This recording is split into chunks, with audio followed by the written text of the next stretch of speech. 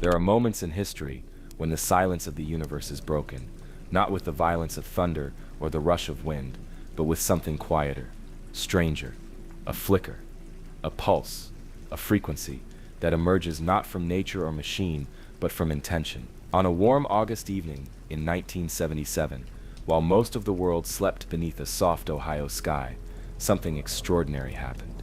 In the rolling countryside near Delaware, the Big Ear radio telescope, an enormous steel ear turned upward, was listening. It wasn't waiting for static or storms. It wasn't tracking satellites. It was listening for a voice that might not sound like a voice at all. And then it heard one. It lasted just 72 seconds. A narrowband radio signal, perfectly centered around the 1420 MHz hydrogen line, a frequency chosen not by accident, but because hydrogen is the most abundant element in the universe. Any civilization trying to communicate across the vast ocean of stars might anchor their message there, where it could ride quietly, like a whisper encoded in the breath of the cosmos. No natural phenomena produces a signal like this. No known human technology could have sent it at that strength. From that direction, it was clean, precise, intentional. It wasn't supposed to be heard. Jerry Eamon, a volunteer with the SETI project, was the one to spot it. His task was mundane, scanning computer printouts for anomalies. But when his eyes landed on the spike, loud, pure, perfect, he circled it in red pen and wrote one word in the margin. Thus was born the most tantalizing mystery in the history of the search for extraterrestrial life. But Ahriman's reaction, his surprise, his excitement, only makes sense when you understand what SETI was truly doing. SETI wasn't searching blindly. It was listening with hope. Yes, but also with logic. If intelligent life existed, and if it used electromagnetic communication, and if it was trying to speak to us or anyone, then it might use a frequency we'd all understand. The hydrogen line, a kind of interstellar common tongue. But the WOW signal didn't behave like a message. It didn't repeat. It didn't modulate. It didn't say hello. It came. It blazed. It left. And in that way, it felt less like a message sent to us, and more like something we were never meant to hear at all. Like an accidental crossing of wires between dimensions. A private conversation, broadcast into the abyss and caught, just once, by a species listening in the dark. The Big Ear telescope had no way to record the signal. It printed numbers, a column of values representing intensity. The spike rose and fell in a pattern consistent with something passing overhead at the speed of the stars. It wasn't a plane, it wasn't a satellite. It was astronomical, but it was also singular. In the decades since, we've returned to that patch of sky. We've listened. We've waited. Nothing. So what do we do with a signal that speaks only once? Do we write it off as noise, coincidence, an anomaly in the data? Or do we sit in the silence, wondering, what if it wasn't meant for us? What if we intercepted something never intended to be heard? What if we caught the tail end of a message between distant minds, minds not waiting for Earth to join the conversation? In the years that followed, other signals emerged, strange bursts from deep space, flickers of energy that defied explanation. In 2007, we began detecting fast radio bursts, millisecond-long pulses of unknown origin. Some have repeated, most have not. They come from galaxies billions of light years away. They arrive without pattern, without warning, like sighs from something ancient. What are they? Astrophysical phenomena, magnetars, black holes, or are they parts of a language we've not yet begun to understand? We assume communication must look like ours. Words, numbers, sequences. But what if the cosmos speaks in energy, in frequency, in timing so vast that 72 seconds is a syllable and a reply might not come for centuries? Some scientists believe we've already been contacted, not through words, but through coincidence, through mathematics, through geometry in crops, and messages in light. Others believe we're not being contacted, but monitored, that the WOW signal was never a hello, it was a glance. In the quiet wake of the signal, Eamon and his team searched desperately for a repeat. Nothing came, and in that absence, the signal became more than data. It became myth, an echo, a promise half kept. Was it a probe, signaling back to its origin? Was it a warning? A flare from a dying civilization hoping to be remembered? Or was it simply a leak? A spillover of some greater exchange, unmeant for our ears, but captured nonetheless? We may never know. But here's the truth that remains. In that moment, in those 72 seconds, humanity heard something. Something real, something not of Earth. And the silence since then has only deepened the question. Are we alone, or have we merely misheard the stars? In part 2, we turn to ancient clues etched in the earth, stone monuments that align with constellations, temples built as if to echo the heavens, and sacred geometry that may not be sacred at all. Complex, intricate spirals, mandalas, fractals, mathematical formulas made real, etched not in sand or stone, but in wheat and barley, and still, no one saw them form. These are the crop circles. To many, they are dismissed as pranks, art projects, elaborate deceptions made with boards and ropes. And yes, some are, but not all, because some formations defy logic, not only in beauty and scale, but in precision. Let us begin in 2001, in the fields near Chilbolton Observatory in Hampshire, England. A massive rectangular formation appeared, just beside a government radio telescope. It depicted a face, pixelated, yes, but clearly humanoid. Next to it, a disk. Within that disk, binary code. Once decoded, the message read, "Beware the bearers of false gifts and their broken promises. Much pain, but still time. Believe, there is good out there. We oppose deception." The next year, another formation appeared. This time, more precise. A full-body figure, a head larger than proportion, with eyes deep and black. Next to it, a reply to the famous Arecibo message, a radio broadcast sent from Earth in 1974 to potential extraterrestrial life. 2. The original Arecibo message described humanity, our DNA, our location, our technology. This reply, found in a field, mirrored that format, but with crucial changes. The alien DNA was triple-stranded, their height shorter, their population in the billions, their technology more advanced. Was it real? Critics scoffed, too clean, too intentional. But the formation matched the exact logic of the original broadcast. Its encoding, precise, its alignment, impeccable. But the question remains, who could have made it? It appeared overnight, massive, no footprints, no broken stalks, each stem bent, not snapped, at a 90-degree angle, just above the soil, as if softened, as if heated from within. And this isn't unique. In true crop circles, soil beneath the formations shows magnetic changes. Nodes inside the plant, stems are blown outward, expulsion cavities, as if microwaved. Seeds from within, the circles germinate differently. Animals avoid them. Instruments fail, and often, people feel strange. Some report calm, others euphoria. A few, sickness. But all feel watched. Let's go deeper.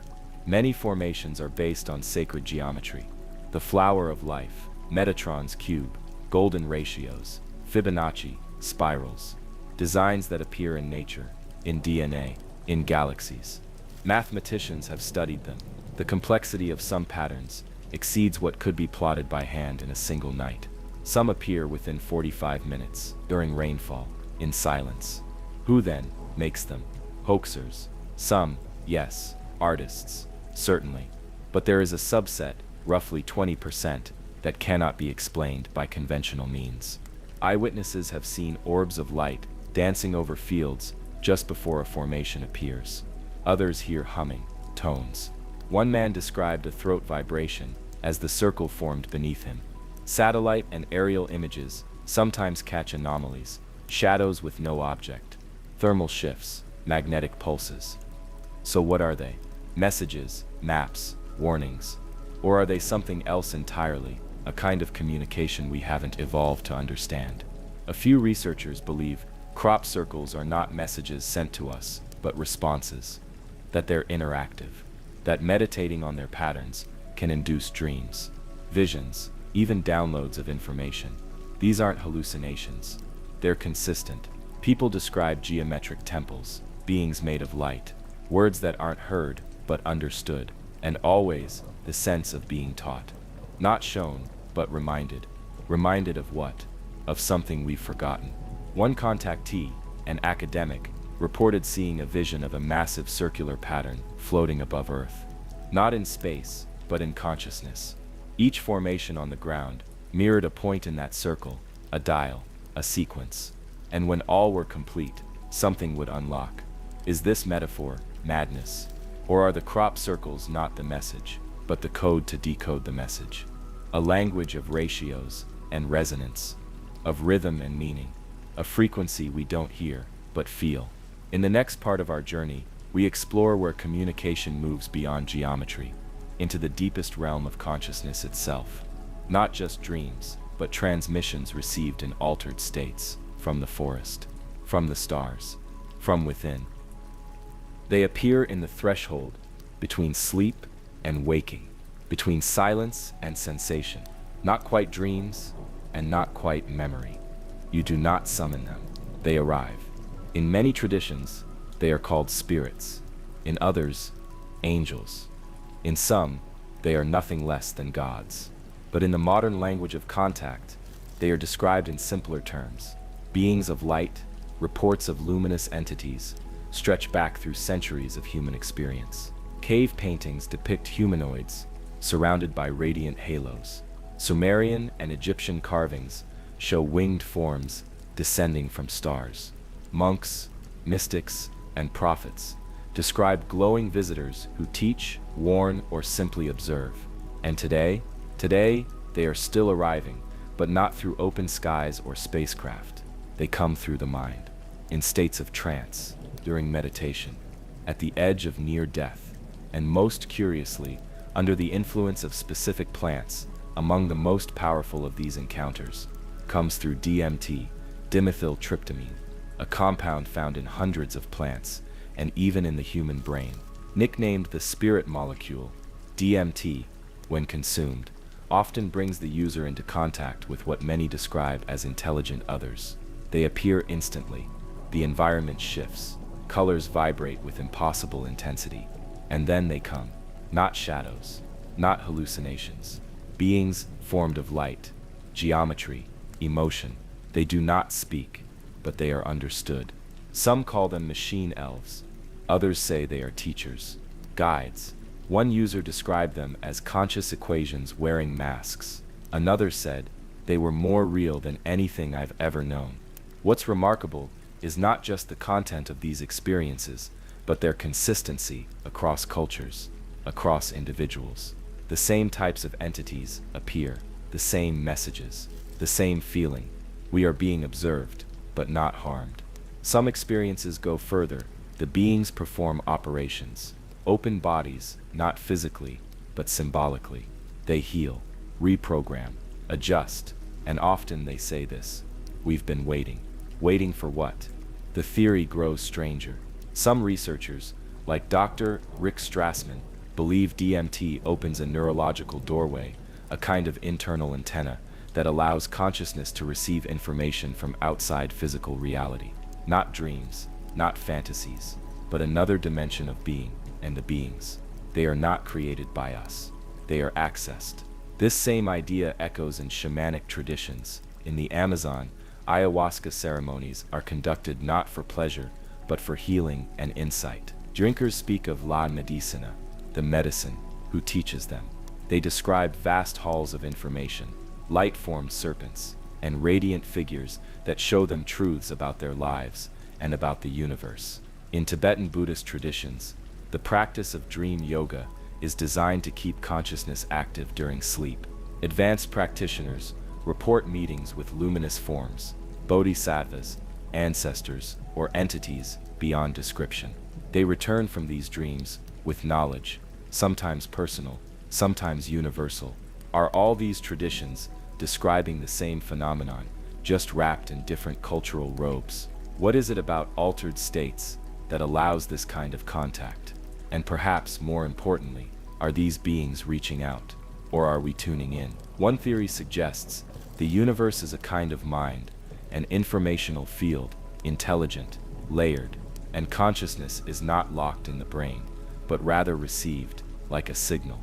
In this model, Deep meditation or chemical triggers tune the mind to frequencies not usually accessible. At those frequencies, something else is waiting. Sometimes, the message is simple. You are not alone. Other times, it is more urgent. Your species is out of balance. You must remember. And sometimes, it is just silence, a presence, a knowing. Skeptics argue that this is brain chemistry, hallucination, archetypes, rising from the subconscious. But the patterns remain too consistent, too precise, and often too prescient. There are cases where users return with information they should not have known, details about people they've never met, languages they've never studied, drawings of geometric forms that match ancient sacred symbols. Many subjects described floating into light, not a tunnel, but a being, a presence of overwhelming love and intelligence. One patient called it the architect of understanding. Another said, I stood inside the mind of the universe. Could this be the same intelligence that speaks through crop circles, through stars, through dreams? Perhaps consciousness is not a one-way broadcast. Perhaps it is a dialogue, and perhaps the most powerful messages do not arrive through metal ships or radio waves. They arrive when the mind is still, when the heart is open, when the self dissolves. In the next part of our journey, we'll explore how these messages take form, not in visions or geometry, but in language, mysterious texts, undeciphered alphabets, scripts found on cave walls, dropped stones, and within hallucinations, words we cannot read, but feel. Before there was sound, there was symbol. Before speech, there was the mark, the carved, the etched, the painted, and sometimes what was left behind was never meant to be read. It was meant to be felt. In every corner of the world, across the vast sweep of human time, we find inscriptions that do not speak our language, glyphs that do not belong to known civilizations, symbols without alphabet, writing that resists translation because perhaps it was not created for us or not by us. This is the mystery of the sky scripts. Cave walls in Australia show signs that match symbols found in Native American petroglyphs. The Phaistos disk from Crete bears an unknown script, spiraling inward like a message meant to be activated rather than read. Rongorongo, the glyphs of Easter Island, remain undeciphered. Their shapes curve like flowing thought, disconnected from any known linguistic family. Why do so many ancient texts remain silent? Are they remnants of forgotten cultures, or echoes from elsewhere? Messages deposited on stone, waiting for minds aligned to more than language. In the deserts of Peru, stones inscribed with what look like advanced medical diagrams, called the Ica stones, depict heart surgery, brain transplants, even flying craft. Most dismiss them. Some say they're hoaxes, but a few researchers insist these stones are old and their meaning is not metaphor. Then there is the Voynich manuscript, an illustrated codex, carbon dated to the 15th century, written in an unknown language with its own grammar and syntax. It contains botanical drawings of plants that do not exist, astronomical charts with non-terrestrial configurations, and naked figures immersed in strange machinery. No one has cracked it. No cipher fits. No root language aligns. Could it be a record of contact? Could it have been dictated rather than written? Transmitted to a scribe, downloaded during dream or trance? This idea is not new. In 1582, Dr. John Dee and Edward Kelly claimed to receive a language from angelic beings, a complex system of letters and syntax called Enochian. It was said to be the language of creation. They did not invent it, they said it was given. The Enochian alphabet has been analyzed. It contains mathematical symmetry. Its phonetics mirror the natural rhythm of breath. Practitioners who use it in ritual describe intense visionary experiences, flashes of light, voices from nowhere, an overwhelming sense of remembering. So what makes a language alien? Is it its origin, or is it its effect? People who've had close contact events often describe seeing symbols. They don't translate them, they absorb them. The shapes arrive fully formed, like thought encoded in geometry. One abductee drew a series of symbols he saw during an encounter. Years later, a linguist noticed they resembled a fusion of Hebrew, Sanskrit, and Linear A, none of which the man had ever studied. Some symbols seem universal: the spiral, the triangle, the eye, found in ancient carvings, found in modern hallucinations, found in the quiet doodles of children who haven't yet learned to write. What if language is more than letters? What if the purest messages from beyond aren't words, but structures, codes of light, shapes that resonate? In modern reports of contact, especially during altered states, beings often communicate without speaking. Their language appears in the air, glowing. It moves, it sings, and yet it is understood instantly, not read, known. Could the sky scripts be echoes of that kind of language, left for us before we had the means to decode them, or left for someone else to find? The question remains, are we the audience, or the scribes? In the next chapter, we explore what happens when humanity tries to speak back. Not in myth, not in trance, but with mathematics, metal and megawatts, and perhaps we were answered. When we speak to the stars, what language do we use? Not English, not sound, not even emotion. We use numbers, patterns, pulses of logic that, if intelligence exists beyond Earth, might be universally understood. This was the philosophy that birthed one of the boldest attempts in human history to make contact, the Arecibo message. In 1974, from the hills of Puerto Rico, a 1,000-foot radio telescope beamed a signal into the sky. It was a whisper aimed at the Messier 13 star cluster, 25,000 light-years away, a snapshot of our species encoded in binary, taking 3 minutes to send and 25 millennia to arrive. It described our atoms, our DNA, our physical form, our solar system, our technology.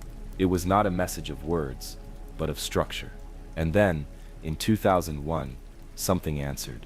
A formation appeared in a field near Chilbolton Observatory, less than 100 feet from a government radio telescope. At first glance, it was nothing. But from the air, it was an exact reply. The same format as the Arecibo message, but with alterations. Their DNA was different, their height was shorter, their solar system was not ours. Their message was simple: we exist. Another nearby formation appeared soon after, a face, pixelated but clear. Beside it, a circular disc inscribed with binary code: beware the bearers of false gifts and their broken promises. Much pain, but still time. Believe, there is good out there. We oppose deception. It was not the language of conquest. It was not a demand. It was a tone of caution and hope. Who or what left it? We don't know.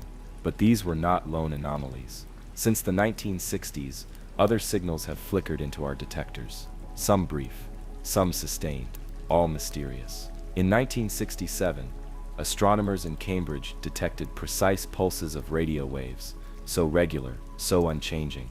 They called the source LGM-1, short for Little Green Men. It was eventually identified as a pulsar, but for a moment, the world paused. Because if a message were sent, this is how it might begin, with a pattern no star should make. Then came the WOW signal in 1977, a 72-second radio burst at the hydrogen line, the universal frequency. It never repeated, never explained. In the 2000s, fast radio bursts, FRBs, entered the picture. Millisecond blasts of enormous energy from billions of light years away. Some repeat, most do not. Some show polarization, some scatter. All defy easy explanation. What if they're not one message, but many? Some researchers propose that advanced civilizations would use targeted, high-powered bursts, like FRBs, to send information across the cosmos. Not conversations, but announcements. A beacon, a flag. If so, are we detecting the traffic of a galactic internet? The challenge is interpretation. How do you translate a language with no reference? No Rosetta Stone. The key may lie in math, prime numbers, ratios, physics constants. These do not change with culture. They are universal. That's why we've also sent messages in form, not just signal. The pioneer plaques, The Voyager Golden Records, physical messages aboard space probes, containing music, images, and diagrams. An attempt to communicate not with language, but with logic. And if the universe answers, what then? Some believe it already has. There are stories, unconfirmed but persistent, of signals received and buried, messages picked up by military satellites, not shared with the public, bursts of pattern, rhythm, code, and silence. Perhaps the most startling idea is this, that the cosmos is filled with messages, but we are not yet intelligent enough to see them. Imagine trying to explain Wi-Fi to a tree. The signal is everywhere. The data is flowing, but without the receiver, without the context. There is only air. What if the universe is speaking constantly, and humanity is still deaf? Maybe this is why the crop circles grow in complexity, why the signals shift in frequency, why the messages begin to mirror us. We are being nudged, coaxed, invited to step into a wider mind. In the next chapter, we'll listen again, not to the stars, but to the earth itself, to strange voices, mechanical hums, and number stations that never stop repeating. Are these human transmissions, or echoes of a deeper frequency, hidden in the static? There is a kind of silence that isn't silent at all, a hush filled with pulses, murmurs, and hidden rhythms.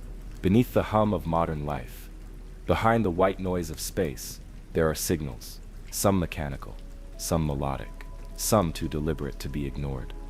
These are the whispers in the static.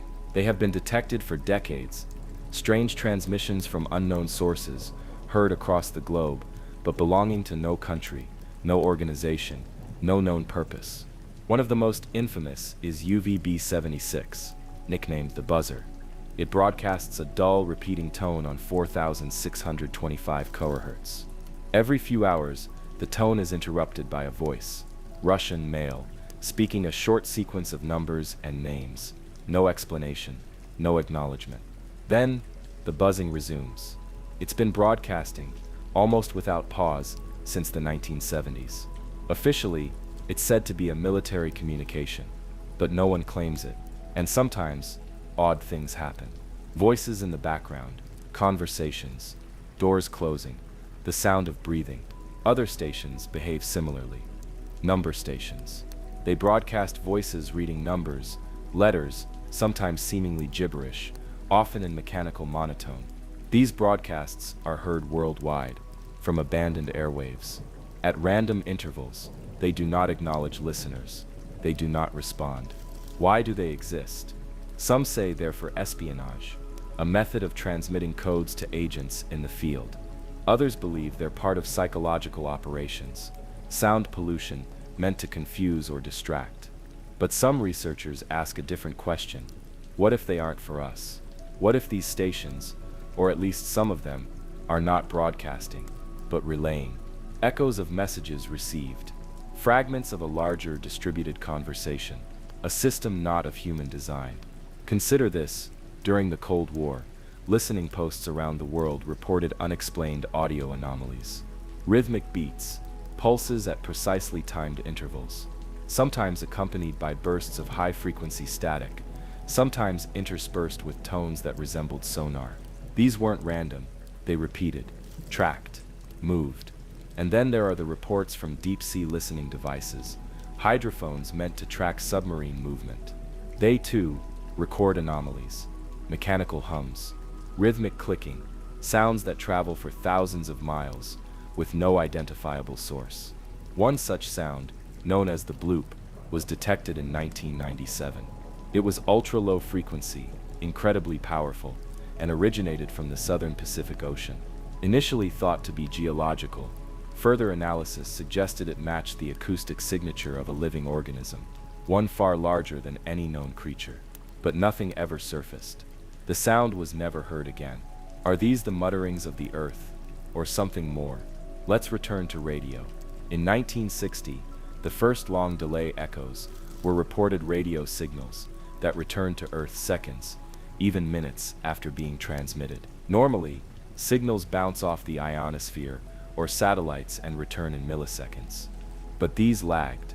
Some theorists suggested these were reflections from distant space objects, Others proposed an artificial satellite, the infamous Black Knight, an object said to orbit Earth in a polar pattern, emitting radio signals and tracking ancient languages. NASA has never confirmed its existence, but for those who believe, the whispers are real. They point to patterns, harmonics, musical structures in the static that mimic biological rhythms, heartbeats, breathing, speech filtered through distortion.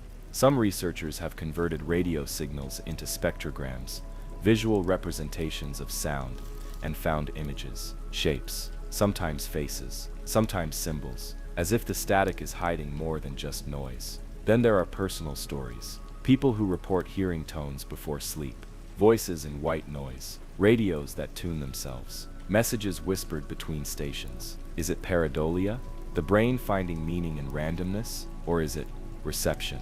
If consciousness is part of the informational field of the universe, then perhaps it's not just instruments that detect signals. Perhaps our minds do as well. Perhaps dreams, intuitions, and synchronicities are another kind of frequency, one we've forgotten how to measure. A final thought: what if the stars are not silent? What if they sing, and we, distracted by our own noise, have missed the harmony? In the next part of our journey, we'll turn our eyes skyward again, not toward the stars themselves, but to the objects that orbit them, the architectures of the cosmos, planets with hexagonal storms, moons with magnetic anomalies, and satellites that behave like watchers. Before telescopes scanned the heavens and satellites whispered back secrets from space, there may have already been watchers, silent still and ancient. The cosmos, vast and endless, holds not just planets and stars, but anomalies, structures and bodies that defy what we know, or rather what we assume. Let us begin with the moon.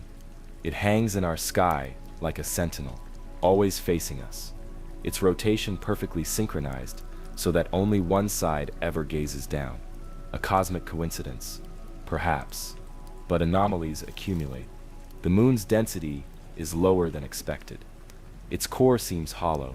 When struck by meteorites, it reverberates like a bell. NASA's own seismometers recorded it ringing for hours, and there's more. Some of the craters are too shallow, despite their width, suggesting an impenetrable shell beneath the surface. The dust on the moon, called regolith, contains processed metals, uranium-236, neptunium-237, isotopes not found naturally on Earth, or even expected in a lifeless rock. Ancient cultures saw the moon as more than a light. To the Zulu, it was brought into the sky. Tibetan texts speak of a time before the moon. Theories emerged, quiet, fringe, persistent, that it might not be a natural satellite, but an artifact. Then there's Mars. In 1976, NASA's Viking 1 orbiter captured images of the Martian surface. In the Cydonia region, a formation resembling a face stared upward. Nearby, geometric shapes, pyramids, ridges, angular patterns, suggested artificiality. NASA dismissed the face as pareidolia, shadows playing tricks. But further imaging showed symmetry, proportions, alignment. The face on Mars became a symbol, not of contact, but of the possibility of memory, that perhaps Mars once harbored civilization, that perhaps we're not the first intelligent life in this solar system. On Saturn, the North Pole hosts a hexagonal storm, massive, unchanging, and precise. Nature rarely builds hexagons at that scale. Scientists suggest fluid dynamics, yet the shape remains stable, regular, as if constructed. And on Iapetus, one of Saturn's moons, things grow stranger. The moon has a massive equatorial ridge, like a seam. One hemisphere is 10 times darker than the other. Arthur C. Clarke once speculated it resembled the Death Star, not just in appearance, but in riddle. Then there are the moons of Mars, Phobos and Deimos, irregular, hollow. Phobos, in particular, orbits so close and so fast, it defies orbital logic. In 1960, Russian scientists Shklovsky and Sagan proposed it might be artificial. These are not declarations. They are questions, each one whispering, "Look again." And what of Earth's own skies? Since the 1950s, astronomers have recorded transient lunar phenomena, flashes of light, temporary glows, mists. These are not random. They appear at specific lunar locations, often near the Aristarchus crater. Could these be vents or activity? Even older are the myths of sky people, beings who descended from above in burning shields, flying discs, luminous spheres.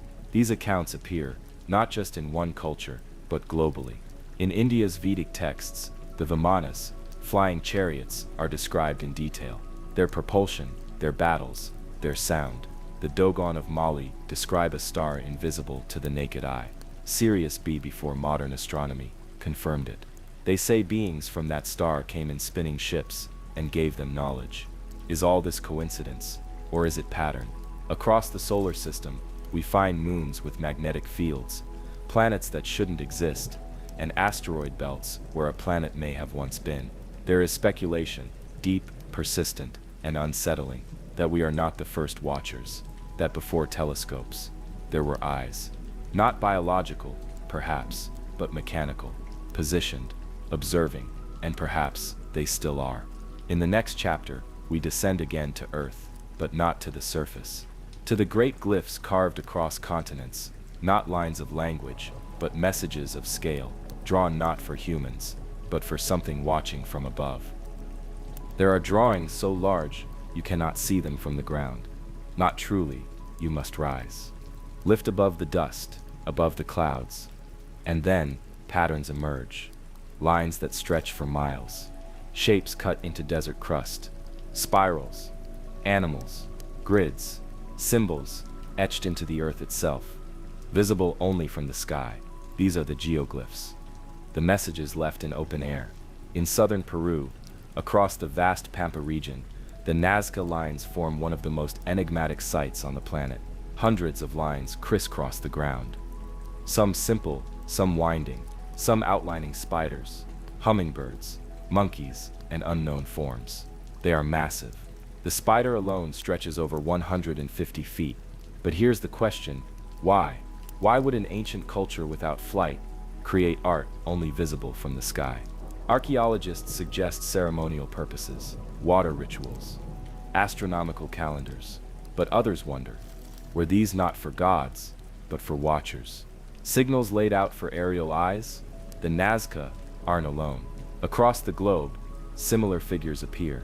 In the American Southwest, the Blythe intaglios mirror Nazca, massive humanoid shapes carved into gravel.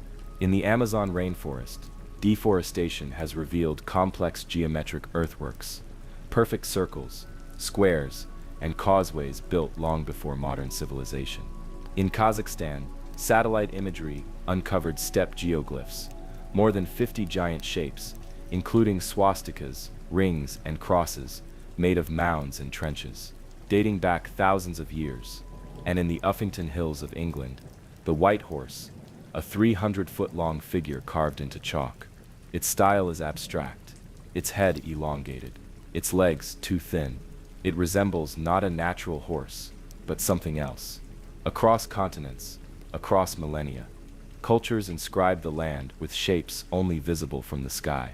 Who were these messages for? Let's move to another kind of symbol, the megaliths. Stone circles, menhirs, dolmens. Many of these are not only aligned to solstices, but also to lunar cycles. They serve as timekeepers, yes, but also as visual markers from above. When arranged on maps, some form geometric patterns, triangles, grids. There are even claims that global megaliths, when connected, trace energy lines, as if Earth itself is a circuit board, and these sites are nodes. Ancient Chinese texts speak of dragon lines. The Vedic tradition calls them nadis. In the West, they're known as Li lines. What if these lines were known, not just for their mythic energy, but for their visibility, as part of a planetary code, visible from orbit? Even today, we use symbols in fields, landing strips, runway codes, navigational beacons. What if the ancients did the same? The symbols in the dust may not be decorative. They may be communicative. A language of geometry, visible only to those who fly. Ancient astronaut theorists suggest that these were landing zones, or waypoints, that beings from above once visited, were welcomed, were guided. Skeptics scoff, but the question persists. Why build for the sky, unless the sky was watching? In the next part of our journey, we ascend from dust to orbit, to the satellites and spacecraft we've launched, and the ones that might have already been here. There is a strange symmetry to the sky, a rhythm in the rotation of planets, a harmony in their orbits, and a mystery in their moons. For most, the solar system is a product of chance gravity at play, gas collapsing, dust becoming rock. But what if the pattern we see is not an accident, but a blueprint? Across the solar system, anomalies exist that challenge conventional astrophysics. Moons orbit too closely, planets rotate too quickly, masses are misplaced, tilts unexplained, and alignments too precise to ignore. Begin with Earth's neighbors. Mercury has a magnetic field, though it should not.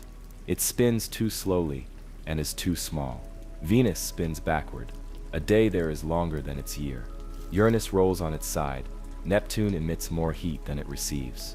And then there's Pluto, once a planet, now a dwarf, but still orbiting in a perfectly synchronized dance with Neptune, never colliding, always in rhythm. Some planetary alignments suggest artificiality.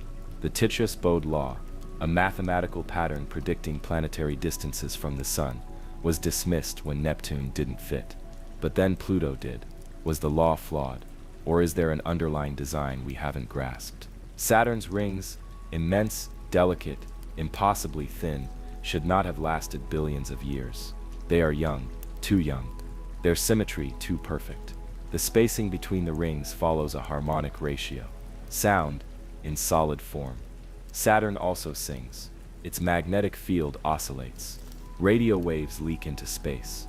These emissions have a pattern, waves of energy that rise and fall in musical scales.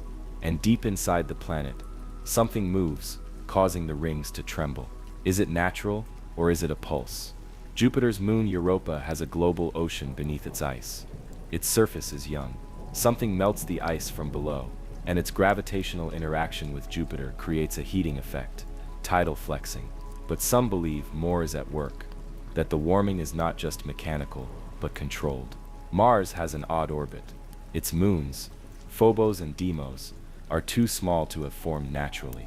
Phobos orbits faster than Mars rotates, and is spiraling inward. It's also hollow. Seismic data shows internal voids. Soviet probes in the 1980s failed mysteriously. One last transmission captured what looked like a shadow, a shape, approaching before all contact was lost. In 1960, Russian astrophysicist Iosif Shklovsky proposed that Phobos might be artificial. And then there's Ipetesis. This moon of Saturn is perhaps the strangest object in the solar system. Half its surface is black as coal, the other reflective as ice. A massive ridge circles its equator, like a seam on a constructed sphere. Its shape is not spherical, but polygonal. Its orbit is perfectly circular. It reflects light inconsistently. Arthur C. Clarke called it the Death Star, not just in jest, but in curiosity. Even the asteroid belt poses a question. It may once have been a planet Phaeton, shattered long ago. By what? A collision, or a war, as some ancient texts suggest. Sumerian mythology speaks of Tiamat, a planet destroyed in a celestial conflict. Are these myths or memories? Consider this. Ancient cultures often described the heavens not as random but as ordered. Egyptian temples aligned with solstices. Mayan pyramids mirrored constellations. The Dogon tribe spoke of Sirius B centuries before telescopes. They knew the rhythm. They saw the grid. What if the solar system is not a fluke, but a framework? What if someone or something set it in motion? The concept of astroengineering is not new. Advanced civilizations, it is argued, would eventually reach a point where they could move planets, harness stars, and design orbits. Dyson spheres, stellar engines, planetary rearrangement. Could our system be the artifact of such design? The spacing of the planets, the size of the sun, the distribution of moons. The near-perfect solar eclipses we witness, where the moon covers the sun precisely, despite vast differences in size and distance, seem like coincidence, until you consider how rare they are elsewhere. Too precise, too balanced. In recent years, a growing number of astronomers have explored the possibility of non-natural origin for certain orbital features. Not because they want to, but because the math demands it. And what of Planet 9? A hypothetical world tugging at the orbits of trans-Neptunian objects. We've not seen it, but we see its fingerprint. Something massive, cold and dark lurks at the edge of our system, or perhaps watches. In the next part of our journey, we move from the builders to the gods, not deities of faith, but beings described as descending from the sky. Recorded across cultures, they arrive in fire and light, offering knowledge and altering the course of humanity. Were they myths, or were they memories of contact? Long before history was written, it was remembered, passed through firelight tales, carved into stone, whispered into the ears of children by elders who had seen too much and spoken too little. What survives from those early ages is not science, but myth. And sometimes, myth speaks louder than fact. Nearly every ancient culture, no matter how far-flung or isolated, carries a version of the same story. Beings came down from the sky. Not spirits, not ancestors, not gods in the metaphorical sense. They arrived in vessels of fire, in thrones of wind, in shields that shone like suns. They came with tools, knowledge, and power. And when they left, or disappeared, humanity was never the same. In the Sumerian tablets, they are the Anunnaki, lords from the heavens, descending in whirlwinds and lightning, bringing mathematics, law, architecture. They established kingships, altered the landscape, and even claimed to shape mankind itself, not as an act of divinity, but of intention. The Sumerians said they did not invent civilization, they inherited it, from those who came from the stars. In India, the Vedic texts speak of Vimanas, flying chariots used by gods in their celestial wars. These texts are not vague metaphors. They include specifications, propulsion methods, speeds, materials. Some Vimanas emit fire, others, silence. Some are the size of a small house, others, the size of cities, and the beings within, glowing, commanding, not divine by nature, but by technology. Across the ocean, the Maya and Aztec described feathered serpents, Quetzalcoatl and Kukulkan, who descended from the sky, bringing calendars, agriculture, writing. These gods were depicted not as spirits, but as physical, walking, teaching entities. When they left, they promised to return. In Egypt, Thoth and Osiris arrived from afar. In Greece, Prometheus gave fire, not just flame, but knowledge. He was punished for it. By others like him, Titans, Olympians, divided between those who wanted to share and those who wished to control. The Bible tells of the Nephilim giants, born from the union of the sons of God and the daughters of men. The Book of Enoch, excluded from the canon, expands these watchers descended to earth, taught humanity metallurgy, cosmetics, astronomy, and were condemned for corrupting the natural order. They were not supposed to intervene, but they did. Why? To help, to study, to rule. These visitations often coincide with the sudden appearance of knowledge. Agricultural revolutions, monumental architecture, astronomical calendars, with inexplicable precision, and then disappearance. The gods leave, the golden age ends, floods come, towers fall, civilizations collapse, and what remains is memory, myth, mystery.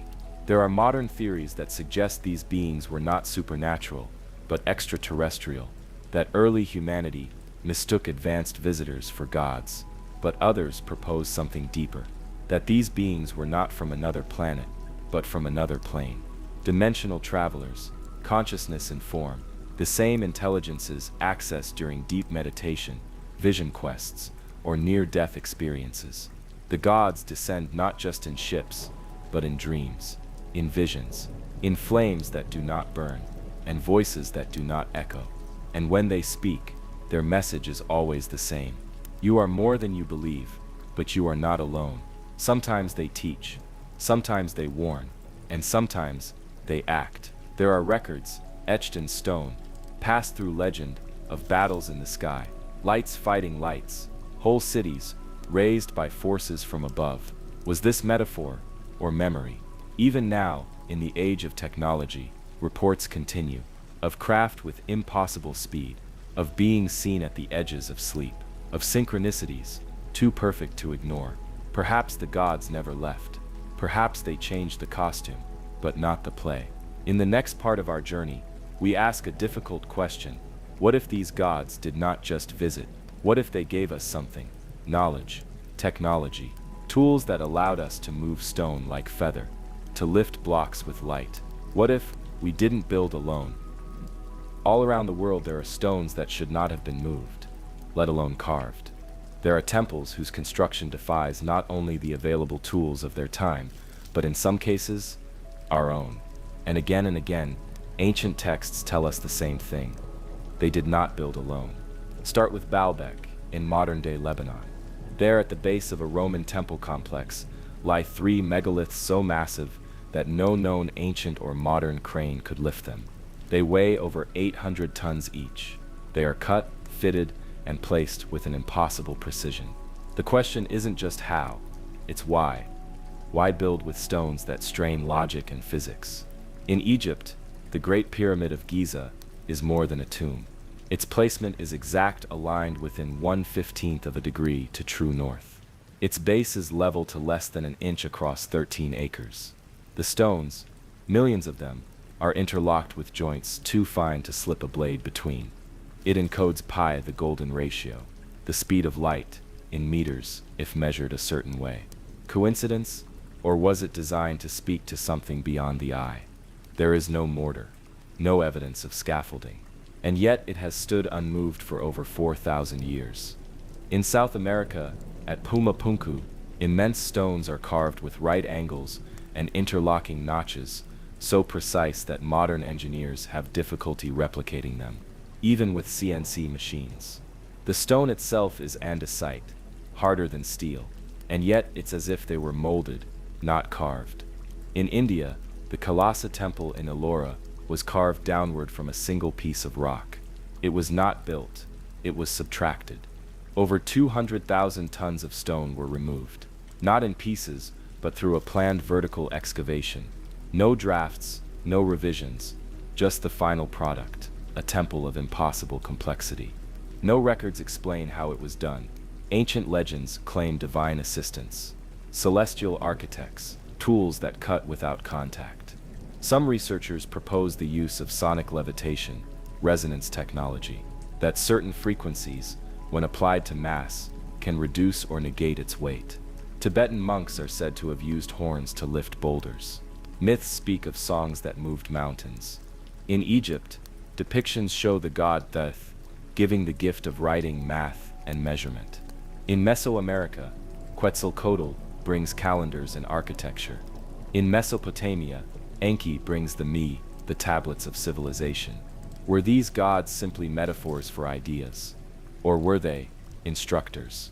What if intelligence, older and more advanced, seeded knowledge across the earth, not all at once, but in moments, gently, selectively, leaving behind both instruction and mystery? It's not just tools, it's timing. Across the ancient world, megalithic construction appears suddenly, and then declines, as if a technology was loaned and then withdrawn. Consider the Antikythera mechanism, a mechanical computer found in a Roman shipwreck. It tracked planetary motion with gearwork unmatched until the 18th century. One object, out of place, and yet someone made it, once. What if other objects have been lost or hidden? Some researchers point to the Baghdad Battery, the Dendera Light, and even the Ark of the Covenant, as examples of misunderstood technology. Not magic, not metaphor, machines. But perhaps the most profound evidence is not in objects but in language. The Dogon of Mali say they were taught astronomy by the Nomo, beings from Sirius. The Hopi speak of sky people, who came during the last world age.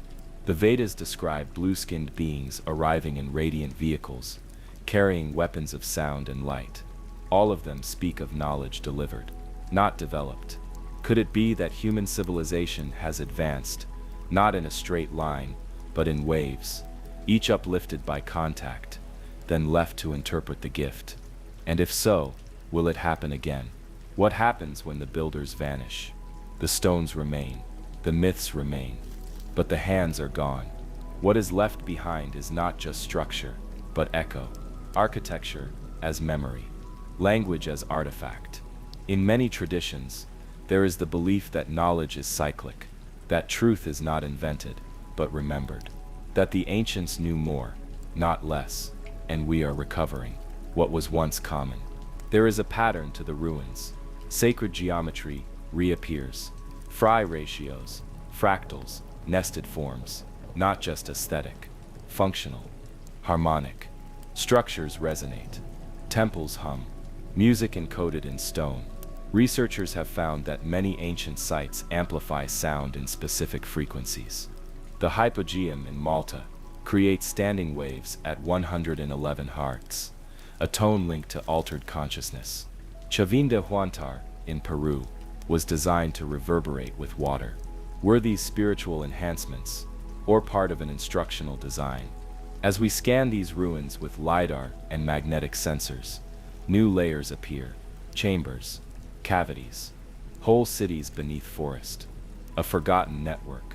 Some suggest we are not just uncovering the past, but reawakening it, as if the builders left triggers, not machines, not messages, but patterns. Patterns that, once noticed, activate something dormant in us. This is the theory of encoded intelligence, that contact wasn't about language, but resonance, that the geometry, the math, the myth, all are forms of signal, waiting for minds capable of noticing. And as we become more aware, more attuned, the signal strengthens. Crop circles grow complex, dreams grow vivid, synchronicities cluster. The sky does not change, but our sight does. Could we be remembering how to listen? Could the builders be speaking still, not through voice, but through form? In the next chapter, we look forward and within. For what if the message was never from above, but from the self? What if we are the receivers, and the message has always been waiting? There are encounters that do not leave names behind. No gods declared, no symbols etched, no messages deciphered. Only the feeling, a presence, brief and silent, brushing the edges of consciousness like wind over tall grass. Across the world, people describe visitations, but not all are vivid. Not all are stories of flying craft or radiant beings. Some are quieter, stranger. You wake in the middle of the night, not because of sound, but because of stillness. The air feels different, time feels suspended, and someone is near. But there is no face, no form, only a knowing. These are the visitors who leave no name. In folklore, they are called the hidden ones, the people of the mists, the fair folk. But in modern language, we call them the watchers, the grays, the shadows. Descriptions shift, but a pattern remains, a non-verbal connection, a presence that does not announce itself, but does not hide either. Encounters of this kind often lack structure. There is no spaceship, no beam of light, no conversation. There is only the shift, subtle but unmistakable. Time bends, sensation becomes abstract, memory blurs. Some experiencers describe waking in unfamiliar places, not physically, but mentally. Rooms without walls, fields with no wind, a voice that isn't a voice, asking no questions, but waiting. These are not always frightening encounters. Sometimes they are gentle, reassuring, but always disorienting, as if reality itself has momentarily rearranged its furniture. In many cases, these visitations leave behind a sense of unfinished meaning, not terror, but incompleteness, as if something was meant to be remembered, but wasn't. A lesson lost, a puzzle unassembled. Why do these visitors not offer names? Perhaps because they are not individuals. Perhaps they are projections, thought forms, a collective intelligence that does not understand selfhood as we do. Some believe they are ancestral echoes, others, interdimensional travelers, and some believe they are reflections of our future selves, time travelers, or remnants of what we become. Encounters with the nameless often occur during liminal states, sleep paralysis, deep meditation, intense grief. They come when the mind is most open, unguarded, They are not summoned. They arrive. There are even accounts where two people, unaware of each other, describe the same being on the same night, a form that cannot be drawn, a symbol that resists language. It is as though the presence hides behind a veil of probability, choosing when and where to be felt. And when it is gone, the world feels dimmer.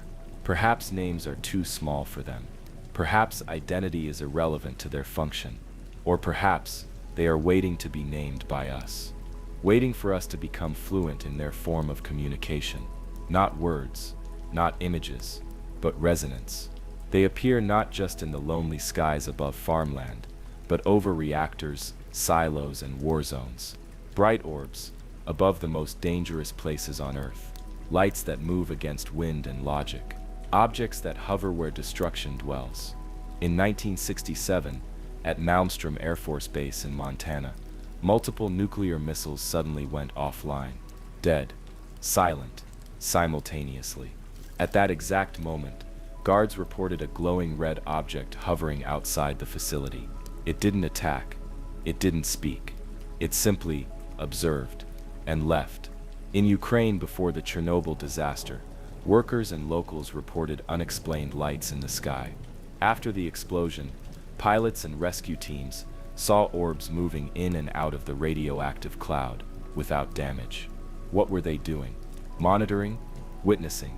Intervening? In Japan, during the Fukushima crisis, similar sightings occurred.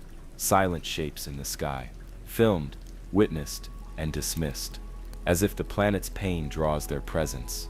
This pattern repeats: lights above test sites, objects over war zones, encounters during drills. In 1980, at Rendlesham Forest in England, U.S. airmen encountered a craft near a base storing nuclear weapons. Symbols were seen, messages received telepathically. The craft left physical traces. The witnesses were changed forever. Why do they come to these places? Are they warning us? Or are they simply watching, studying the apex of human power and the edge of human self-destruction? There's a growing theory that these visitors, whoever or whatever they are, do not come randomly. They appear in moments of great potential for creation or devastation. They are drawn to thresholds, and perhaps they have always been. Ancient texts describe chariots of fire hovering above battles, angels pausing armies, apparitions in times of plague and collapse. They are not saviors. They do not intervene outright, but they arrive. They make their presence known. Just enough to be remembered, just enough to shift something unseen. In the glow of their light, we are reminded someone else is watching, someone who understands the stakes. And as the world tilts further into uncertainty, we must ask, will they continue to watch, or will they act? In the next chapter, we step deeper into that question. We meet those who claim not just to have seen, but to have heard, to have been taught, to have learned from voices not of this earth. Some messages are not seen. They are not heard in the ordinary sense. They do not arrive by ship or signal. They arrive in silence, in intuition, in dreams, in moments when the boundary between the world and something greater becomes thin enough to feel. Across every continent and culture, through thousands of years, people have reported receiving guidance, not from fellow humans, not from gods etched into religion, but from intelligences beyond comprehension. Not distant, not foreign, but strangely familiar, as if they have always been there. They have been called many things: guides, spirits, watchers, angels, aliens, ancestors, thought forms, reflections of higher selves. But their role, as described by those who experience them, remains largely the same. They teach, they instruct, and they do so with patience, precision, and a compassion that feels beyond human. The stories do not always involve abductions or crafts in the sky. More often, they begin with stillness, a thought not one's own, a dream that teaches, a waking vision, accompanied not by terror, but awe. Let us begin with what is known as the phenomenon of channeled material, messages received in altered states, in meditation, or under trances that last hours, even days. The one who speaks often reports that they are not the source, but merely a receiver, a conduit. In the 1980s, the law of one material was transmitted by Carla Ruckert, working alongside physicist Don Elkins and researcher Jim McCarty. The being speaking through Carla identified itself as Ra, an intelligent social memory complex, once associated with ancient Egypt, now existing outside time. Ra did not offer prophecy. Instead, it spoke of unity, of love, of polarity, of a path of service to self, and a path of service to others. It laid out cosmology, energy systems, and the concept that the universe is made of light, conscious, malleable, and alive. The Law of One remains one of the most influential channeled bodies of work to this day, not because of its wildness, but because of its internal consistency and logic. Each question and answer carried the same tone. There was no contradiction, only deepening, but the Law of One is not alone. In the early 1900s, Helena Blavatsky brought forward teachings from the so-called masters of the ancient wisdom, said to be non-physical adepts, guiding the spiritual evolution of humanity. They were teachers of theosophy, knowledge of the divine nature of the universe. Later, Alice Bailey would continue that work, claiming to receive transmissions from an entity known as Dija Wal Kul, or the Tibetan. She wrote over 24 volumes of esoteric philosophy, detailing everything from planetary evolution to spiritual psychology. In the 1940s and 50s, Edgar Cayce, known as the Sleeping Prophet, conducted thousands of readings in trance, offering medical diagnoses, past life information, and messages about Earth changes. He spoke of the Atlanteans, the return of the Christ consciousness, and a planetary awakening. But what is most notable is not what he said, it's how accurate his readings were, medically, historically, even scientifically. More recently, individuals like Jane Roberts, channeling Seth, Esther Hicks, channeling Abraham, and Daryl Anka, channeling Bashar, have continued this tradition, offering teachings on the nature of reality, vibration, and personal empowerment. What unites them is not dogma. It is the encouragement to think, to question, to explore one's own consciousness. The teachers never demand. They invite. They say, "You are more than you appear. You are never alone, and what you think becomes what you see." This is not just mysticism. It echoes quantum mechanics, the observer effect, non-locality, the idea that reality changes when it is witnessed, that consciousness is not produced by the brain, but received by it, like a signal. If so, then these sky teachers may not be out there. They may be in here, broadcasting across dimensions, picked up only when our awareness is tuned finely enough to hear. In recent years, experiencers have described receiving downloads, sudden floods of information that arrive without words, but are understood instantly. They describe symbols, sequences, entire systems of knowledge that unfold over time, often during moments of silence, sometimes during tragedy, always, they say, with a feeling of returning to what?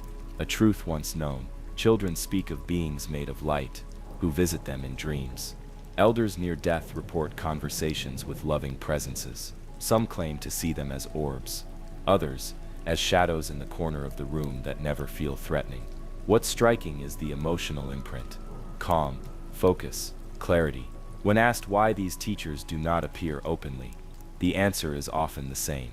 You must choose, not be shown. This suggests a law, one of non-interference. The idea that these beings are bound by something greater than power. Respect, a deep respect for human free will. That any contact must be mutual. Any awakening must be chosen. The world's indigenous cultures have long recognized this kind of teaching. In the Amazon, ayahuasca ceremonies are used to meet plant spirits.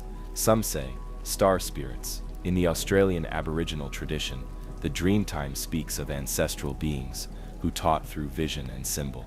The Zulu speak of sky gods who imparted metallurgy and astronomy. They never demanded worship. They shared knowledge, and they left.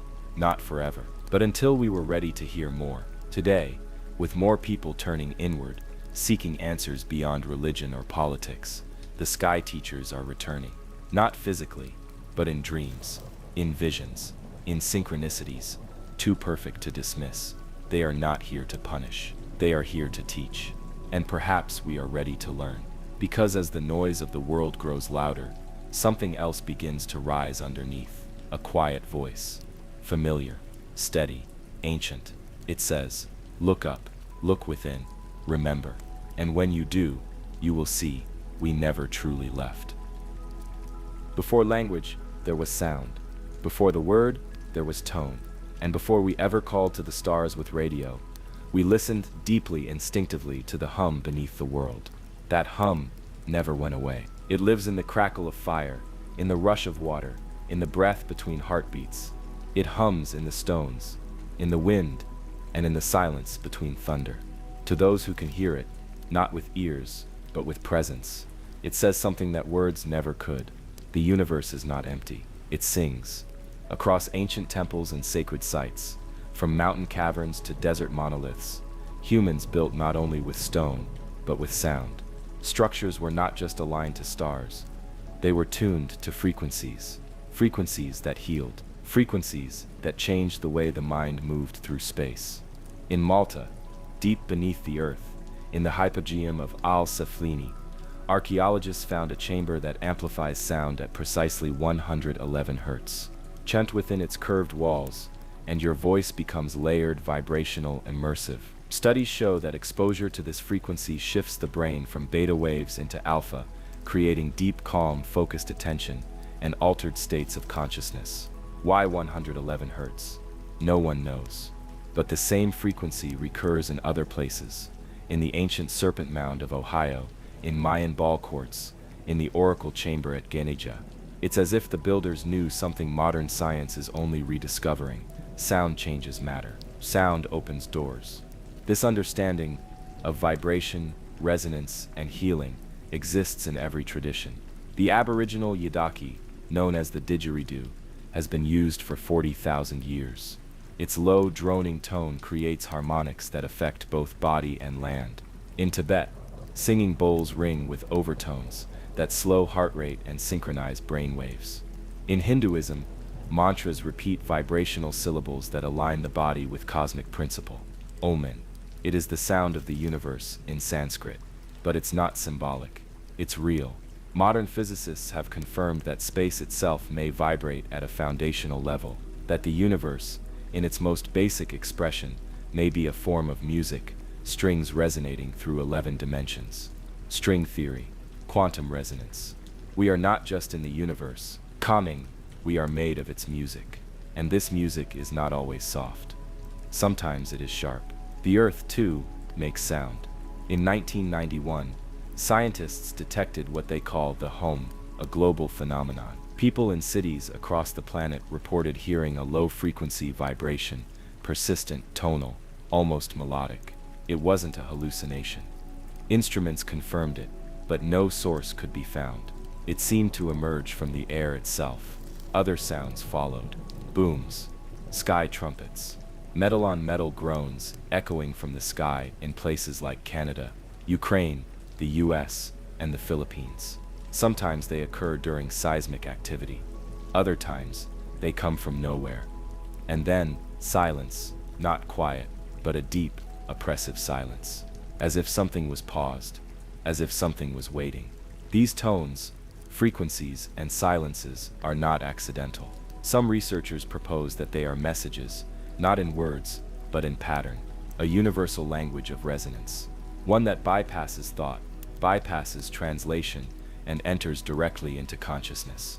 In 2008, a scientist named John Stuart Reid placed sand on a metal plate and exposed it to sound.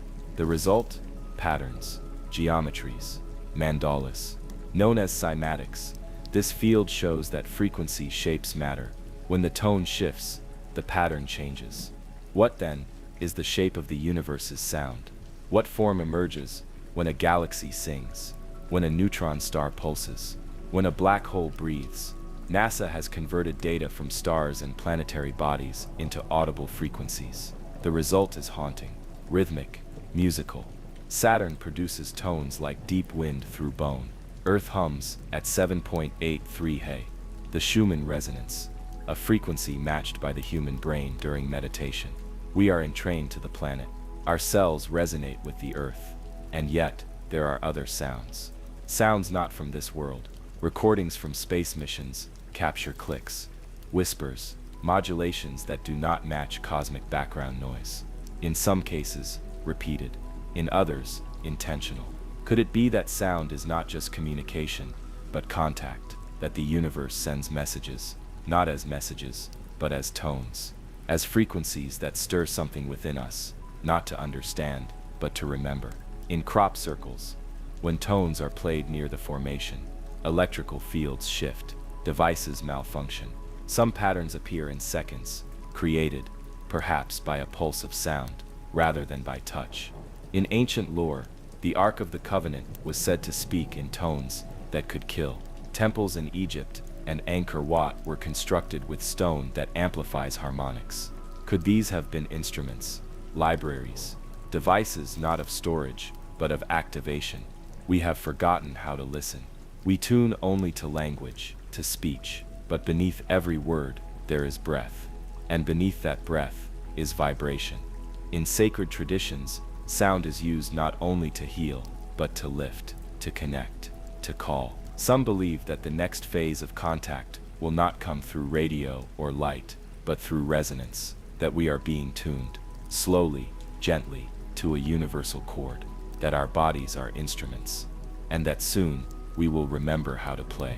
You may feel it already, in dreams, where everything hums, in moments of silence that vibrate, in places where the air seems thick with presence. It is not your imagination. It is the signal, and it has always been there. Time does not flow as we think it does. We imagine it as a river, steady, forward, linear. But the deeper we look, the more that river begins to look like an ocean. Tides, currents, eddies, events beneath the surface, whirlpools of memory, and glimpses of futures that should not yet exist. In this part of our journey, we explore a question that challenges not only physics, but identity. What if the beings we call visitors, those strange presences in our skies and dreams, are not from other planets, but from our own future? The idea of time travel has long been the realm of science fiction, but more and more, theoretical physicists suggest it may be possible, not in fantasy, but in mathematics. Wormholes, quantum entanglement, non-locality. The past, present, and future may not be separate places, but overlapping layers. And if that's true, then perhaps some of the anomalies we experience, the synchronicities, the déjà vu, the distortions of memory, are not mistakes. They are evidence. Let us begin with the Mandela effect, named after a strange phenomenon reported by thousands of people who remembered Nelson Mandela dying in prison in the 1980s. Even though he lived until 2013, they were certain, not just unsure, certain, and they were not alone. Others remembered logos differently, lines from famous films. Entire countries shifted slightly on maps. Was this mass misremembering or something else? Some theorists believe the Mandela effect is a side effect of timeline convergence, that as realities shift, fragments of memory from alternate outcomes remain. Others believe it's evidence of retrocausality, where the future affects the past. If time is not linear, then what we think of as memory might sometimes be bleed through. Stories of time slips abound, people stepping briefly into different eras, roads that vanish, buildings that shouldn't exist. A man walks through a city he's visited all his life and finds a street he's never seen before. Later, it's gone. And then there are the beings. The Greys, small, thin, with large heads and deep black eyes. They do not look like us, but they do. In proportion, in stance, in gaze. What if they are not aliens, but humans evolved across millennia, their bodies changed by technology, gravity, and time? Some abductees report being told exactly that. They are us, one said. They've come back, not to harm, but to learn, to study what was lost. If they are future humans, why don't they intervene? The answer, echoed across many accounts, is chilling and humbling, because they cannot, because time is fragile, because observation is allowed, but influence must be careful. They are not gods. They are archaeologists of what we once were, and they carry warnings of wars, of environmental collapse, of technologies that devour the soul. but also of hope, that by remembering who we were, we might change who we become. In laboratories, particles appear to influence each other across space and time. A decision made in the present alters the outcome of the past. This is not fantasy, it's quantum physics, and it suggests something incredible, that the future is not fixed, that reality is malleable, that perhaps our visitors are not here to change our path, but to remind us we have one. In the next chapter, we explore the echoes left behind, not in stone or sound, but in the very structure of space itself, patterns in the stars, signals in the void, and the final question, are we the first or the latest? They do not leave footprints. They leave alignments, ratios, echoes of precision, too vast to grasp all at once. Not machines, not monuments, but patterns etched into the void, stitched into light, embedded in the framework of stars themselves. The idea that the universe has architects is not just poetic, it's increasingly mathematical. The structure of space is not chaos, it's geometry, sacred, recursive, and elegant, and where randomness should reign. Instead, we find order. Begin with the cosmic web, the filamentary structure of the universe revealed through telescopes and simulations. Galaxies are not scattered, they form strands, highways of gravity, stretching across billions of light years, connecting nodes like neurons in a brain. This is not analogy, it is symmetry. The same design that forms neural networks appears in the cosmic scale. Is this coincidence, or is structure universal? At the edge of known space, we find anomalies, quasar alignments that stretch farther than the rules allow, magnetic fields whose coherence cannot be explained, gamma-ray bursts that echo in rhythm, clusters of galaxies that rotate together across unfathomable distances, as if something larger guides them. And then there is the great attractor, a gravitational anomaly so massive it pulls entire galactic superclusters toward it, including our own. We cannot see it. It hides behind the Milky Way's plane, but we feel it. We move toward it, inevitably, silently. Some call it a concentration of mass, others a cosmic bridge. But the ancient world might have had another name for it, the navel of the sky. Across cultures, ancient myths speak of a center, a place beyond the stars from which knowledge, energy, or beings emerge. The Mayans called it Ixaibelba-B. The Hindus spoke of Vishnu's navel, from which the lotus of the universe bloomed.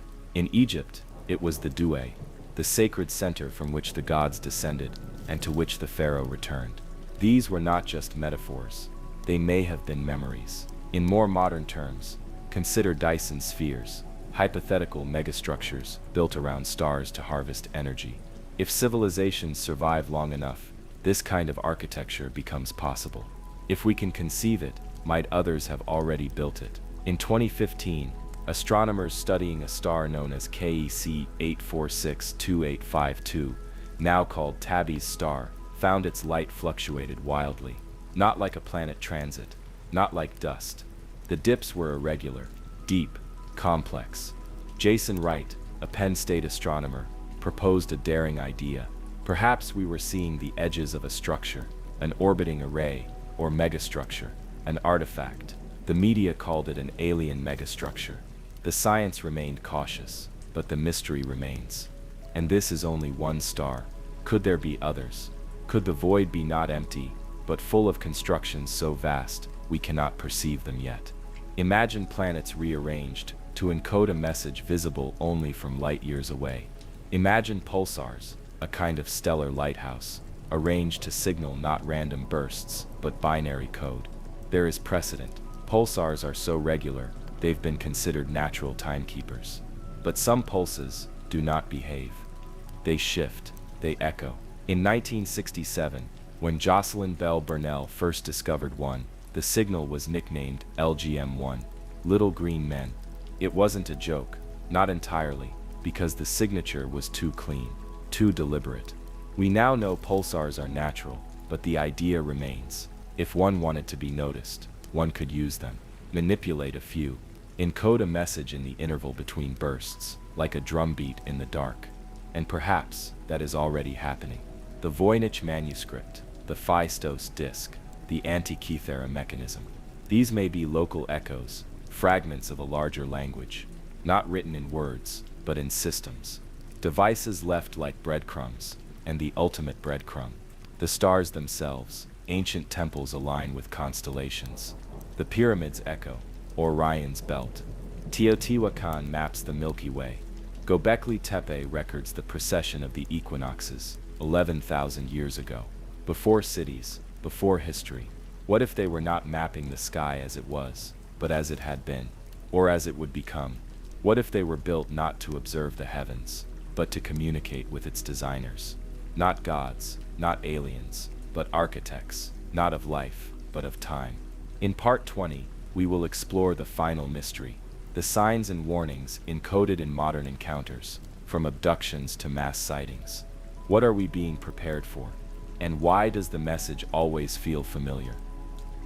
They come in whispers first, not from radios, not from transmissions, from dreams, from silence, from strangers who speak words they don't remember the next day, from children who draw things they shouldn't know, from patterns in sky and soil and story, each separate but familiar. We call them warnings, visions, prophecies, but often they arrive not with fire or fear, but with a stillness, the sense of something approaching, not a threat, but a turning. The people who have seen what's coming don't always look the same. They come from every part of the planet. They speak every language. They have nothing in common except what they remember. A flash, a message, a presence that speaks not in voice, but in understanding. And the message, though shaped by culture, always points to the same truth. Change is coming. It is not fixed. It is chosen. In the modern era of abduction phenomena, those strange, often traumatic encounters, reported by thousands across the globe, a new pattern has emerged. The beings, whether tall and luminous or cold and unblinking, do not only examine, they do not only observe.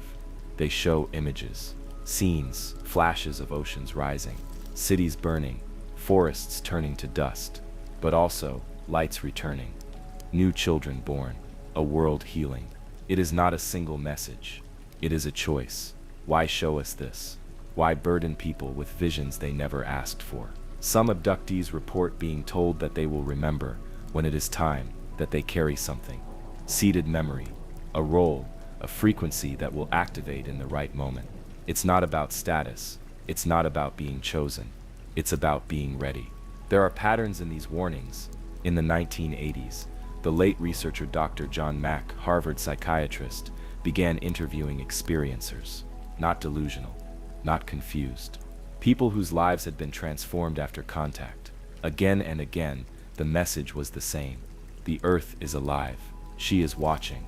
She is hurting. But she is not finished.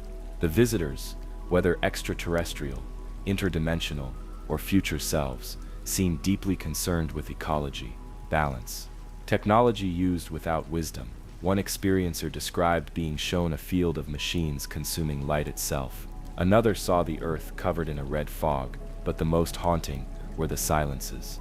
Beings who did not show horror, only disappointment, grief. It's as if we are being warned, not of punishment, but of consequence. And yet many messages also carry hope, a turning, a shift, a coming change in human awareness, one that will not be forced, but will emerge. Not everyone will feel it at the same time. Not everyone will act, but some will. And those who do become nodes in the network. Across time, across cultures, there are legends of a great reset, not as destruction, but renewal. The Hopi speak of worlds that came before and fell, and of the fifth world to come. In Hindu cosmology, we move through yugas, great cycles of rise and fall. The Maya counted time not in years, but in great suns, each ending in transformation. Could the storm we sense be not a single event, but a convergence? Ecological tipping points, technological acceleration, a spiritual drought, and into this mix, signals of awakening. People dreaming together, seeing the same symbols, hearing the same tones, languages they've never spoken before. Urges to move, to build, to change. Is this madness or memory? In the 1990s, a wave of crop circle formations began showing mathematical precision. One mirrored the Mandelbrot set. Another contained the face of a being, and next to it, binary code. Beware the bearers of false gifts and their broken promises. Much pain, but still time. Believe, there is good out there. It's not just contact, it's instruction, calibration. We are being taught to listen differently. In the next part, we look not to the sky, but to those among us who carry these messages forward. Artists, dreamers, scientists who whisper of pattern, children who speak to stars. The bridge is forming, from mystery to meaning. They are not always aware. They do not speak in strange languages or wear symbols on their skin. Most don't remember where they come from. Some never know. But a few, just a few, begin to suspect. They are different, not broken, not better, different, drawn to the stars as if by gravity, drawn to strange questions, drawn to healing, to energy, to sound, to memory that does not feel like theirs, but moves through them anyway. They are called many things: star seeds, wanderers, indigos. Each name carries its own myth, its own community, its own sense of weight. But beneath all of it is one quiet thread. They have come here for a reason, not to escape, not to dominate, to help. This chapter will follow them. Their stories, their inner awakenings, their gifts and struggles. How they are drawn to build bridges between dimensions, between rationality and intuition, between memory and now. The message continues, and it does not come through transmissions. It walks among us. Some awaken early. As children, they speak of visitors, of dreams that stretch beyond the stars. They feel things before they happen. They sense emotions that are not theirs. They struggle in schools that teach facts, but not meaning. They carry burdens they do not understand.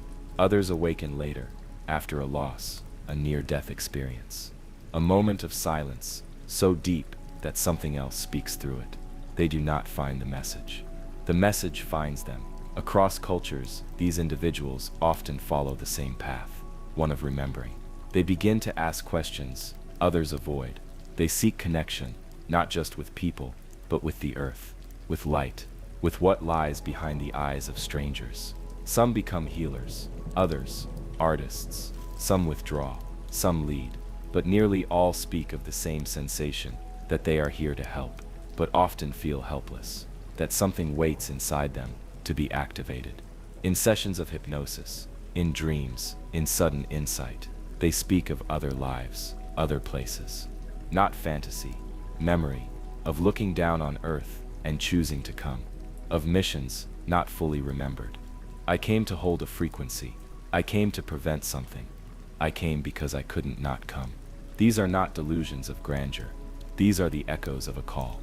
Many experience what feels like programming, recurring numbers, synchronicities, pulses of energy in the spine or crown. They are drawn to specific symbols, languages they've never learned but understand. They feel homesick for somewhere they cannot name, but they are not alone. Communities are forming, quietly, all over the world, not bound by dogma or creed, but by resonance. People who recognize each other without needing to speak. People who know that their differences are not deficits, but designs. Not all who feel this are right. Not all who feel it are ready. But some are beginning to remember together. They are not here to save the world. They are here to remind it that contact has already happened, that help is already here, that the awakening is not coming. It is occurring, and the greatest sign is not in the sky. It is within. In the next part, we explore how the past, present, and future begin to merge, as memory, technology, and consciousness collide in a final unfolding. We are nearing the horizon. There comes a moment in every story when the past reaches forward, the future folds inward, and the present begins to shimmer with something more. Not just now, not just here, but everything, every moment, every place pressing into one. This is convergence, and it has already begun. Across the earth, the boundaries between science and spirit, matter and mind, memory and possibility are beginning to dissolve. People are remembering things that haven't happened. Technology is revealing realities once considered mystical, and consciousness itself, what we are, what we believe ourselves to be, is expanding beyond old definitions. Time no longer flows in one direction. Prophecies are not predictions, they are echoes. We are not moving forward, we are remembering how to return. In laboratories, quantum physicists observe entangled particles separated by distance but united by intention. A choice made here affects what happens there. And some now wonder, can thought too be entangled? Can memory ripple across timelines? The ancient knew. They mapped cycles, not lines. The yugas, the long count, the great year. They spoke of times of darkness and times of awakening, not metaphor, pattern. And now data confirms the cycle: solar shifts, magnetic pole drift, geological pulses, psychological thresholds. This is not the end, it is the overlap. Technology accelerates us toward the singularity, a moment when machine intelligence merges with biological memory. But there's another singularity, quieter, human memory merging with universal consciousness, the return of the full self. People are dreaming together. Children are being born with knowledge they could not have learned. Past life memory is being studied seriously, not dismissed. Remote viewing, long ridiculed, now finds a place within military and civilian programs. The veil is not lifting, it is dissolving. Abductees report seeing their own faces in the visitors. Artists channel languages and visions that turn out to be ancient. Mystics describe machines that respond to thought. Scientists glimpse the edge of sentient geometry, intelligence embedded in shape itself. Everything is waking up, and at the center of it is choice. We can resist, we can regress, or we can expand. The universe does not demand one path, it only offers doors. Each experience, each contact, each dream, each moment of synchronicity is an invitation to see more. More than the self, more than the species, more than the story we were told. And the tools, they are here too. Light, sound, frequency, breath, water, stone. The ancients did not worship these. They used them to align, to attune, to activate. Now so can we. We are not waiting for contact. We are the contact point. In the next part, we enter the final acceleration, the transmissions that come not in waves, but in waves of light. The moments that burn through illusion and restore memory in a single instant. The threshold awaits. They do not arrive with fanfare. There is no thunder, no landing, no sound at all. Only the light and the knowing that follows. For centuries, mystics have spoken of illumination, not metaphorical, but literal. Of visions where entire landscapes are lit by an unseen sun, of beings that are light, not bathed in it, but made of it, and of messages that arrive not in words, but in bursts of recognition, full and complete. These are the transmissions. They are not received with antennas, they are received with presence, with stillness, and sometimes with pain. Because to be touched by that kind of truth is not gentle, it unmakes and remakes. People describe the moment before contact as still, air heavy, time soft. The senses sharpen, then disappear, and suddenly, a cascade. Memory, understanding, a map of how things are and always have been. The body weeps, not from sorrow, from release. We have always been connected, but the light reminds us. These transmissions come through many forms. In meditation, a burst of gold behind the eyes that floods the chest. In nature, a flash of understanding that the wind itself is saying your name. In sleep, a dream so real you wake changed and never forget. In crisis, a silence so deep it delivers a message with no voice at all. The content varies, but the result is the same. Clarity, a clearing of illusion, a return. Some call these downloads, others call them upgrades, but they are not additions. They are restorations. Pieces of the self returned. In ancient texts, they are called gnosis. In quantum terms, they are non-local awareness. In myth, they are the fire of the gods. Whatever the name, they come not when we ask, but when we are ready. The light does not teach. It reminds. It reminds you of the pattern, the role you chose, the part you play. It reminds you that fear is a mist, that love is not a feeling, but a frequency. That everything you need is already here. Some resist. The light burns. It sears through falsehood. It asks for surrender, and that is not easy. But others open, and when they do, they become transmitters too. They walk through the world holding a light others cannot name, but feel. They speak differently, move differently, and those who are ready remember too. The transmissions are not rare, they are constant, but we are only just learning how to hear. In the next part, we prepare for the final approach. The moment of choice, not for one, but for all. When the light expands, when the sky unfolds, when the watchers become the welcome. They said they would return, not with war, not with conquest, but with memory, with light, with a breath so deep it would wake the bones of the earth. They said we would remember them by what we feel, not what we see. That they would arrive not from above, but from within. And now, something stirs. The sky is not silent.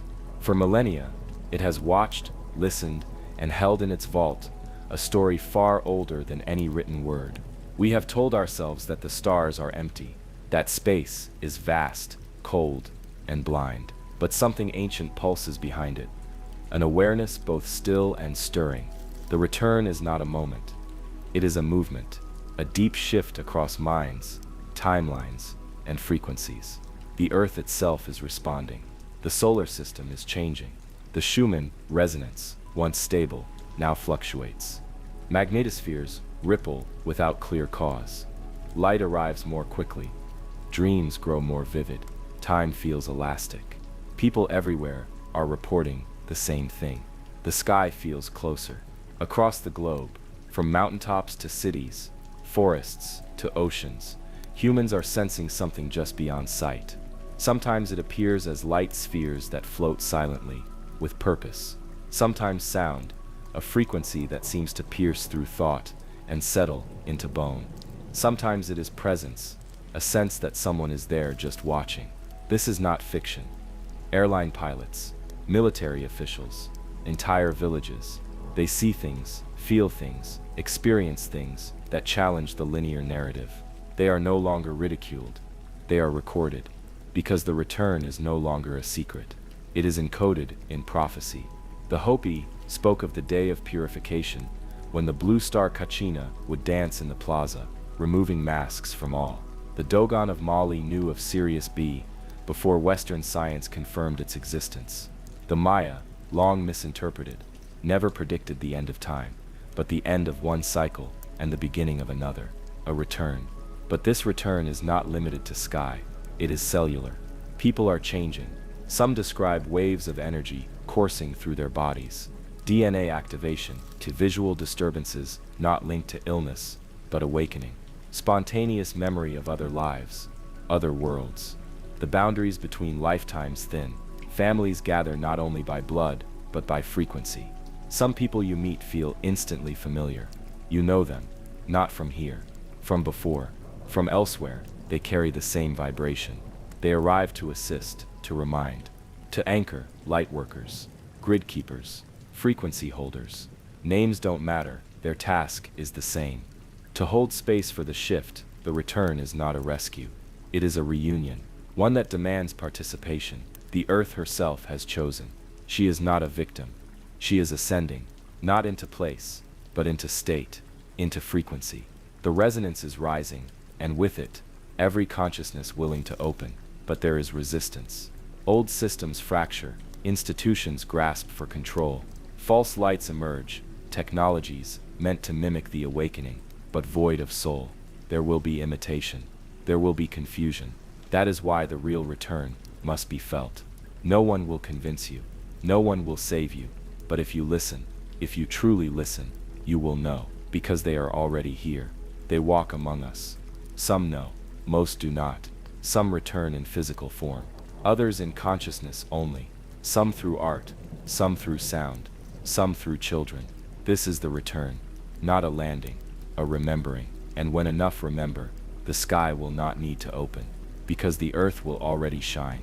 In the final part of this journey, we face the last truth, the mirror, the choice, the awakening that no longer waits.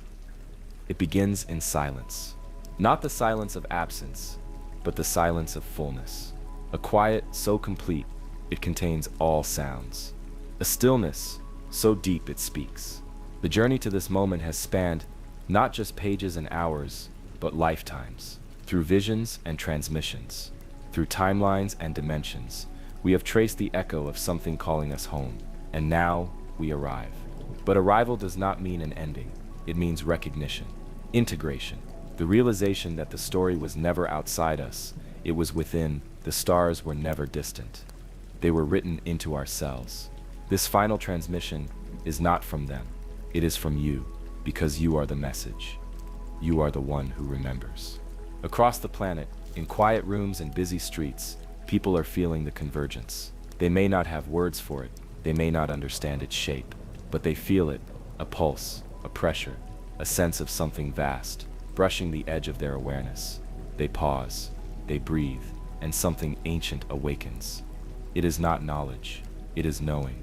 The earth is not ending, it is awakening, and so are we.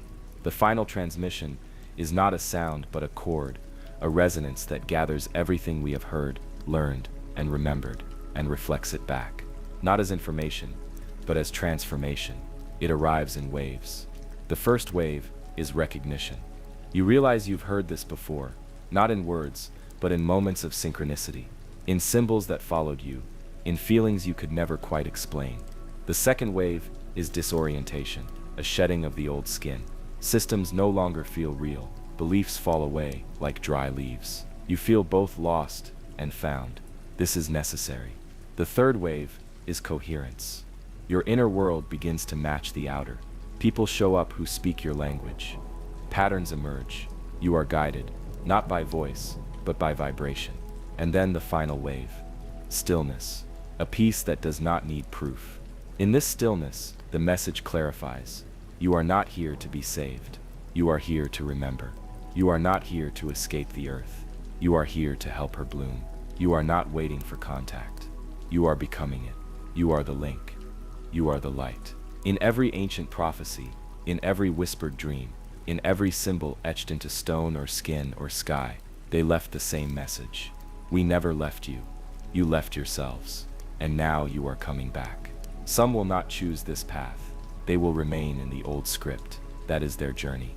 But others will rise, quietly, radiantly. Together, they will build not temples, but timelines. Not religions, but resonances. They will listen to the stars, not as observers, but as kin. They will step into the light not to worship, but to remember. They are made of it, and when they do, the final transmission will not end. It will echo, through generations, through galaxies, through the space between now and forever. And the stars are listening. They always have been, and now, finally, so are we.